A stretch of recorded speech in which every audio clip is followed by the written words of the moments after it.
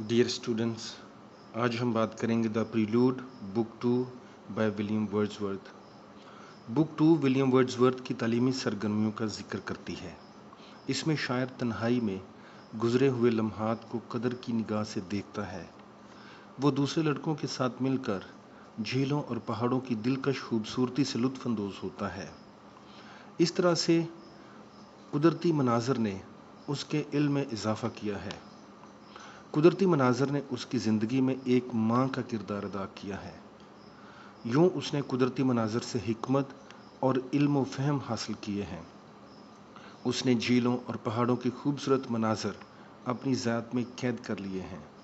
यूँ मोहब्बत और दोस्ती के जज्बात से सरशार उसका बातन तश्कील पाता है। शायर अपनी बातनी और ज़ाहरी शख्सियत में तवाज़न हासिल करता है।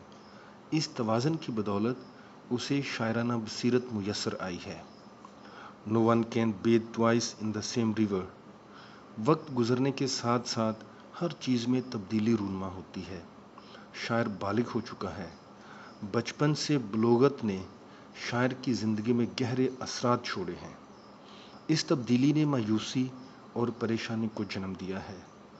शायर ने अपने इलाके में एक औरत को रोज़मर्रा ज़िंदगी की ज़रूरत की चीज़ें बेचते देखा था। उस औरत की रोज़मर्रा की कारोबारी सरगर्मियों ने बचपन में शायर के जहन में ज़िंदगी का नज़रिया कायम कर दिया था। अब वो नज़रिया बदल गया है।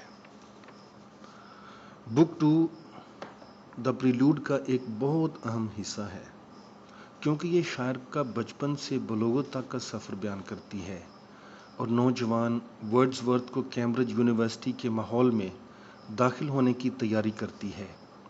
कैम्ब्रिज में वो दूसरों की दुनिया में पूरी तरह दाखिल हो जाएगा। वक्त गुजरने के साथ साथ वो बालग होता गया और उसकी मुहिम-जोई बढ़ती गई।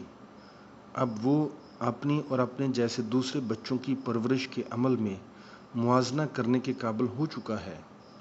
जब बच्चा जवान होता है, उसके ख्यालात और नुक्ता नज़र में तब्दीली रूनमा होती है। वह अपनी बलोगत को इस सच्चाई का मज़र तस्लीम करता है कि शायर की नशो-नुमा उसके शायराना नज़रियात को वुसअत अता करती है। अब वो उस तख्लीक़ कार का नुमाइंदा है। कुदरती मनाजर से हासिल करदा तासरात को शायर आईने में बदल देता है।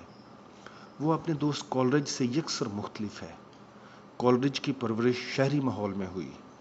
बुक 2 के एहततामिये पर विलियम वर्ड्सवर्थ अपने आप को फितरत से मंसूब करता है। वो फरमाता है, तुझ में मुझे खुशी का खालिस्तन ना ख़त्म होने वाला एहसास मालूम होता है। इस मकाम पर शायर ने कारी को अपनी तरबियत के अहम अदवार से आगाह किया है, जहाँ पर शायर की अपनी ज़िंदगी से मुतालिक एपिक पोएम कहने का सिलसिला जारी रहेगा।